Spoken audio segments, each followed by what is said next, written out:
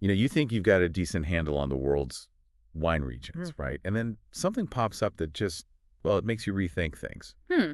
Like Lisbon. I mean, capital city, yeah, amazing coast, great food, definitely. But a serious, really diverse wine region Yep. practically on its doorstep. Yeah. Honestly, that whole Vinho regional Lisboa thing, that was a bit of an eye-opener for me. And that's what's genuinely interesting here, isn't it? It often gets overshadowed maybe by Portugal's more famous wine areas internationally. Like Douro or Alentejo. Exactly. But Lisbon has this surprisingly deep history of winemaking and a really dynamic present, too. Our sources really drive that home. It's a region of, well, many different faces. Okay, let's unpack that many faces idea. Yeah. Because, often you picture a wine region and it's fairly consistent. Maybe one main grape type dominates. Sure. But it sounds like Lisbon just kind of rips up that rule book, like a kaleidoscope, you said. That's a great way to put it. The material we looked at really highlights this incredible variety. I mean, think about it. You've got the constant Atlantic influence, Okay. then the way the altitude changes as you move away from the coast, Right. and this amazing mix of soils, clay, limestone, sandy bits, even some volcanic traces here and there. Wow. So it's definitely not just one thing. It's this interplay of different factors. And what's fascinating is this diversity isn't some new trend. Wow. Historically, being right next to Lisbon, the main port, and playing such a big role in Portugal's maritime history Yeah. meant they needed to produce wines for all sorts of different palates, different journeys. Huh. So these weren't just local table wines. They were actually like sailing off with the explorers. In many cases, yes, that connection to trade is huge. That adds a whole different layer, doesn't it? So, okay, zooming out a bit, how does Lisbon fit into the bigger picture of Portuguese wine? Everyone knows the Douros, obviously, for port and those big reds. Right. In Alentejo for maybe those warmer, fuller styles. Where does Lisbon find its niche? Well, if you place Lisbon on that broader map, historically, it was a massive producer in terms of volume, a really vital supplier, for the capital city itself and for those shipping routes we mentioned. Got it. Now, maybe it wasn't always hitting the headlines for, say, top-tier premium wines in the past, but the region is definitely on a serious quality upswing now. It's this really interesting blend of holding on to tradition while also embracing modern methods. Okay. You see classic Portuguese grapes doing really well right alongside some familiar international ones. Right, like Chardonnay or Sauvignon Blanc. Exactly. Which really speaks to Portugal's knack for adapting and also just the unique character of Lisbon's land itself. That mix of local and international grapes is interesting.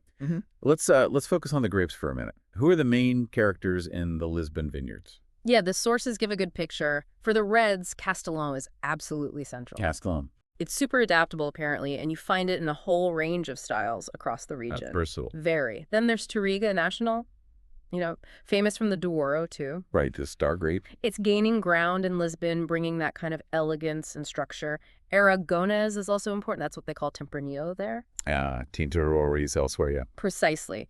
Brings fruitiness, works well in blends. And then you've got others, too, like Trincadeira, even some Syrah popping up, adding complexity. Okay, quite a cast for the reds.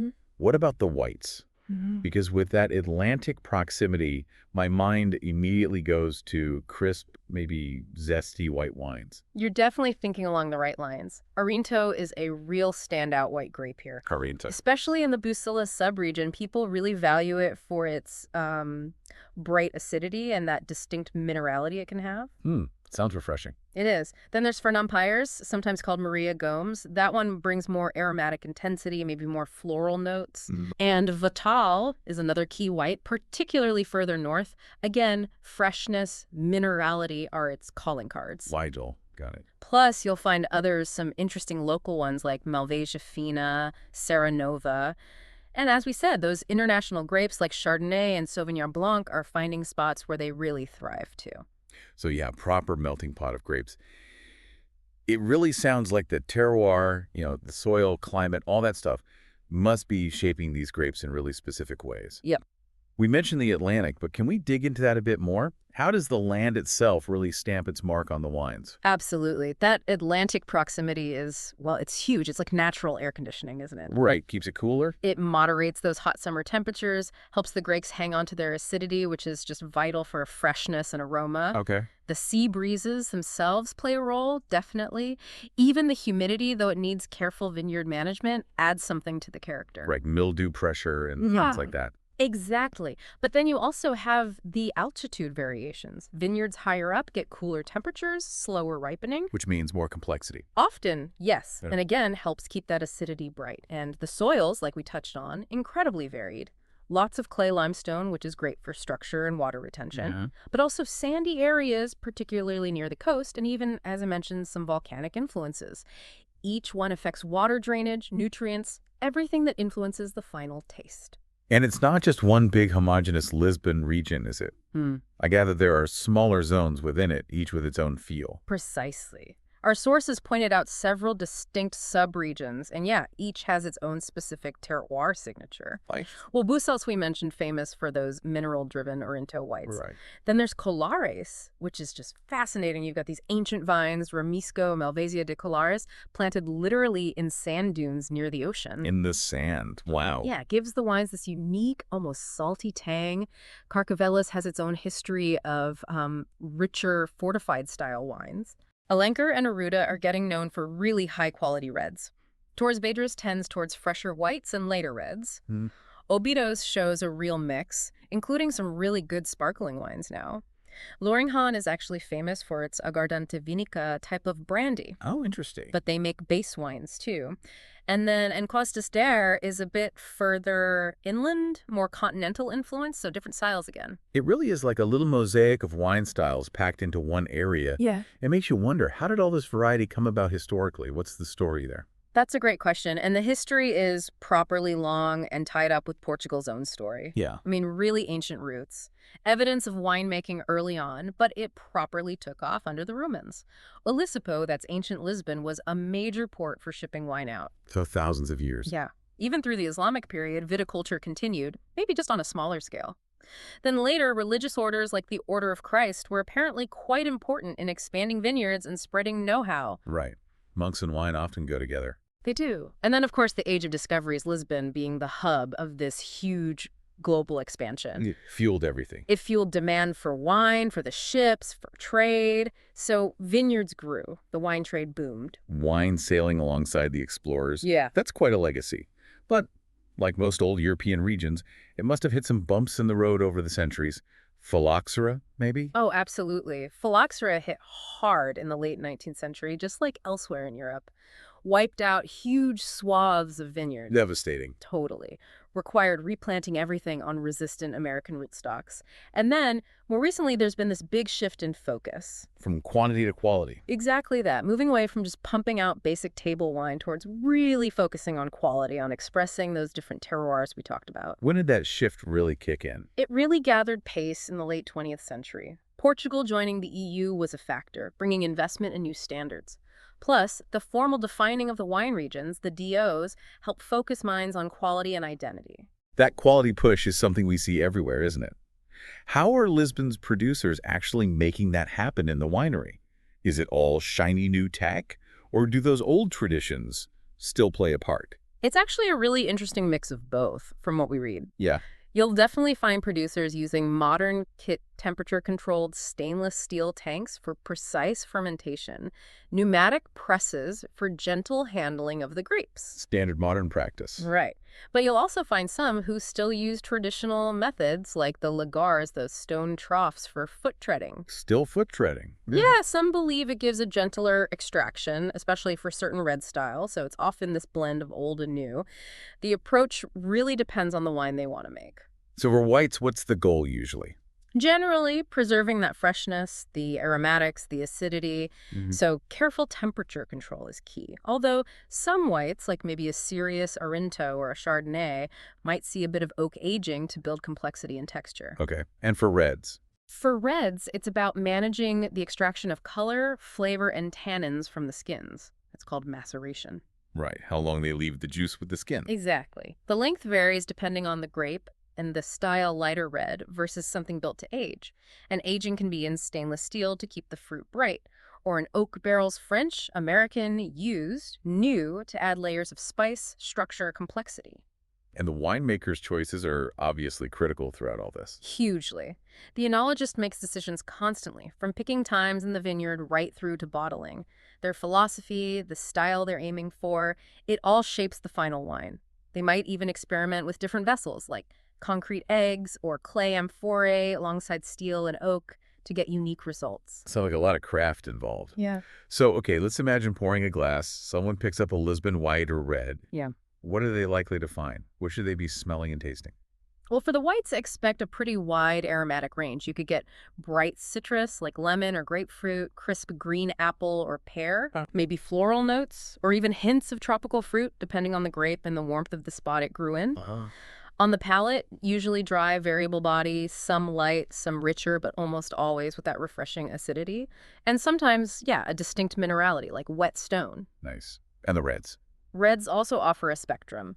Aromas could be fresh red berries like raspberry or cherry, or darker black fruits like plum or blackberry, often some spice, maybe some herbal notes. If there's oak, you might get vanilla, cedar, maybe a touch of toast. And to taste? Palate-wise, they can go from quite light and juicy, easy-drinking styles to much more full-bodied, structured wines with noticeable tannins, and again, that balancing acidity which is so characteristic of the region. And rosés. They must make rosé too. Oh, definitely.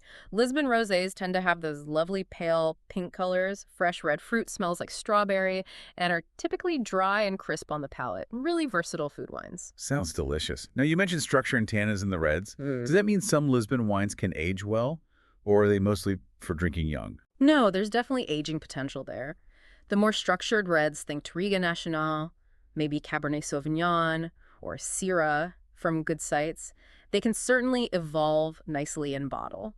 How do they change? The tannins soften, become smoother, and you start getting those more complex tertiary aromas, developing things like leather, tobacco, dried fruit, forest floor kind of notes. Okay. What about the whites? Some of the whites with real high acidity, particularly Arinto, can also age surprisingly well. They might develop richer, honeyed notes, maybe some dried apricot character, while still holding on to their freshness. Interesting. And of course, if you find any of the region's traditional fortified or late harvest wines, those are built for the long haul inherently. So you get the best of both worlds, immediate enjoyment, and the possibility of cellaring some bottles. Okay, let's talk food. It's Portugal, near the coast. Seafood must be a big player. Absolutely. The variety of Lisbon wines makes them brilliant food partners. Those crisp whites are just perfect with seafood. Like grilled fish. Grilled fish, boiled or grilled shellfish, even things like sushi or ceviche. They also cut through richness, so good with salads, lighter Asian dishes too. Okay, and the reds. Depends on the red, of course. Lighter ones could go with richer fish dishes, maybe that classic Portuguese cod, bacalhau alagaredo. Ah, yeah, cod with potatoes and olive oil. Exactly. The fuller-bodied reds are great with grilled meats, hearty stews, game, the usual suspects for robust reds. On the rosés? Rosés are fantastic all-rounders. Grilled sardines are a classic pairing. Also great with salads, summer snacks, light pasta, lots of international foods. And don't forget sparkling wines. Right, for aperitifs. Perfect as an aperitif, or with seafood, maybe even light desserts. Wine is just woven into Lisbon's food culture, isn't it? From the simple neighborhood tascas to fancier restaurants. Sounds like you're never far from a good pairing. Now, are there any particular wineries or specific labels that listeners should maybe keep an eye out for as good examples of the region? Well, the sources mentioned a few.